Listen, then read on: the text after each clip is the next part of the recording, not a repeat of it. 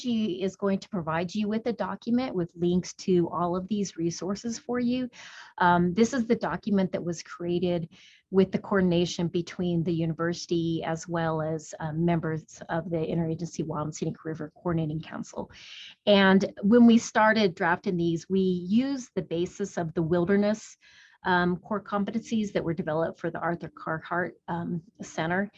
And essentially these are outlined in this document, and Angie will send you a link. There's a document with a link to this resource.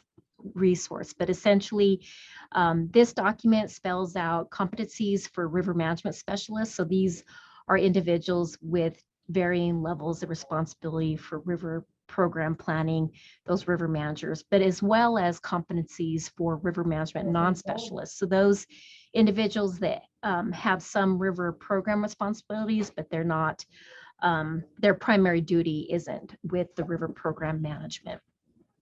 And so these and I'm not going to go over the document because we'll provide you with the resource to review them. But I just wanted to point out is these, once we developed these competencies, the council approved them in 2018.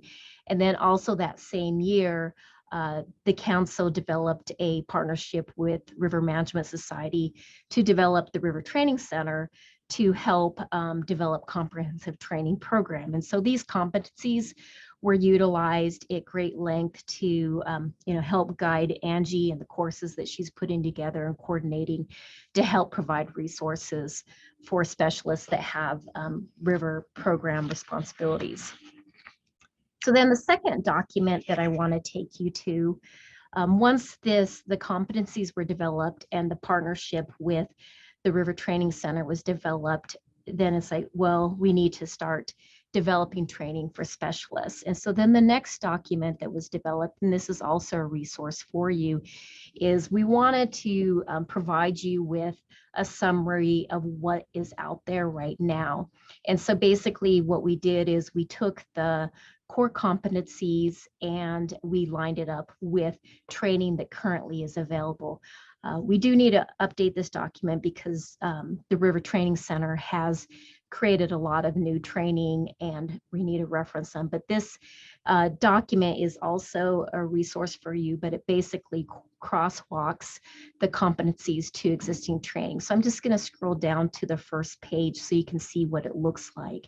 But essentially on the left-hand side are the competency areas that river program specialists need to have for their jobs in river programs. And then in the center, these are existing web-based training that is out there. So there are multiple modules, online training for individuals to take to help them gain information related to the competency on the left.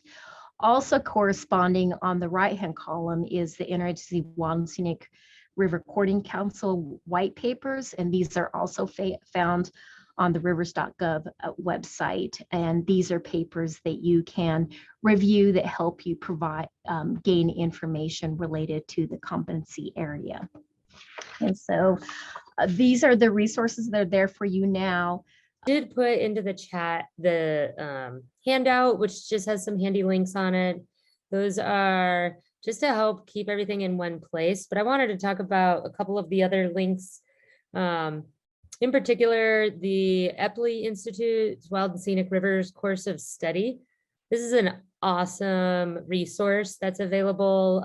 The BLM put a lot of work into this, but it is, it can be really helpful for any agency or any partner, nonprofit, just to learn more about wild and scenic rivers. And this is like a self-paced module. One thing I do like to note is that it is no cost, but in order to access the BLM modules, you do have to add it to your cart as if you're going to check out. And you go through the whole checkout process. Again, it's not going to ask you for any credit card information or anything like that because it is free, but you do have to add it to your cart and check out in order to access it. Once you've accessed it, there are 13 modules that really go in depth about wild and scenic rivers. And I reference these all the time. I think this is a really great spot to go back and check your knowledge. Also, Angie, oh Can I Yeah, add one point? go ahead. So Angie did mention that these were developed by a BLM team that developed this training, but we also worked very closely with the Interagency Wild and Scenic River Coordinating Council.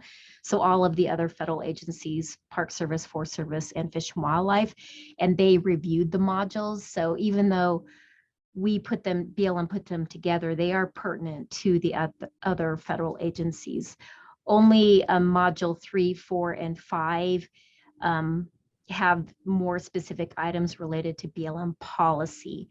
But they are still very useful modules, and you could just reference your particular agency policy. But so thanks, Angie. Yeah, no, thanks for adding that in, Monica. And if you're not sure, if you, for some reason, say you lose this little handout that we've provided to you and you're like, how can I get back to these?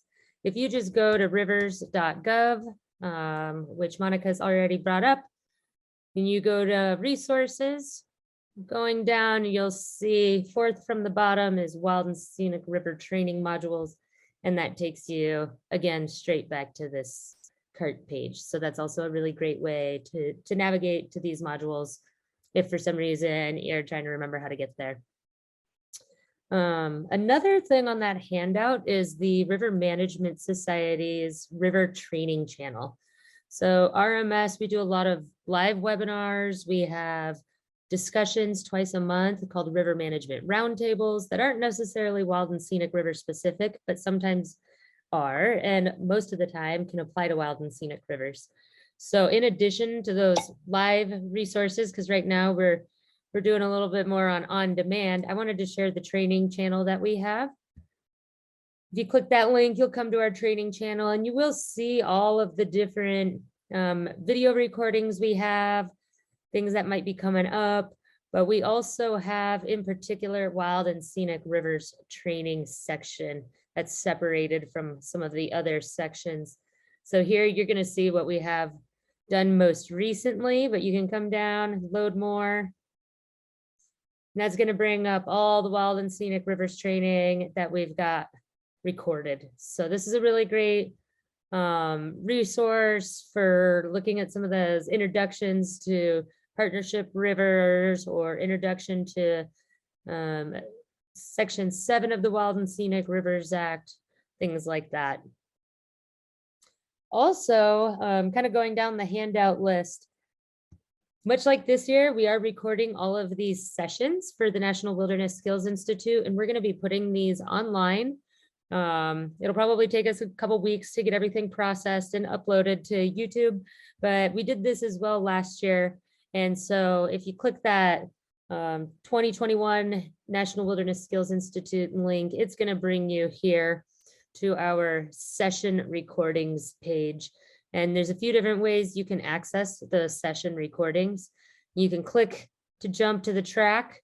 You can also pull up the program from last year, and we updated the program at the end of the event to include links to all the YouTube videos. So we took out the Zoom links, put in the links to the YouTube videos, but you can also just come down here, very bottom track, Wild and Scenic Rivers.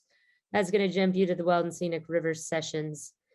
And then, for example, you can see Ed Crumpy and Laverne Grusing, who Monica was just mentioning, helped out with the beginning of those core competencies. Last year, they did a session on history of the Wild and Scenic Rivers Act. We had some things on just understanding your wild and scenic river knowledge, skills, and abilities for river rangers. So you can come down and view all of our recordings from last year, as well as stay tuned because you'll be able to see all of the recordings from this year's National Wilderness Skills Institute. And then lastly, I just included a few more links on that handout that I thought might be interesting and relevant. In particular, I shared the Idaho Rivers United has a Wild and Scenic Rivers Guide Certification Program. You don't necessarily have to be a guide, like a river guide, to go through that. It's a really great resource. They have some good modules that are self-paced that you can go through. It is specific to like the Middle Fork of the Salmon River, but it does provide a whole nice background on wild and scenic rivers. Also, the Interagency Visitor Use Management Council has some great resources and training. not necessarily wild and scenic, but a lot of them are, because there's a working group that there's some people that are involved in both the Interagency Wild and Scenic Rivers Coordinating Council and the Visitor Use Management Council. So they're putting out some great resources as well that can be applicable. And then lastly, I included American Rivers Wild and Scenic Rivers Resource Center. They also have a lot of great resources, videos, webinar recordings. So if you're just looking to increase your knowledge around wild and scenic rivers, or maybe a certain wild and scenic river, that's also a great place to start. Just want to say thanks again to Monica for joining us today.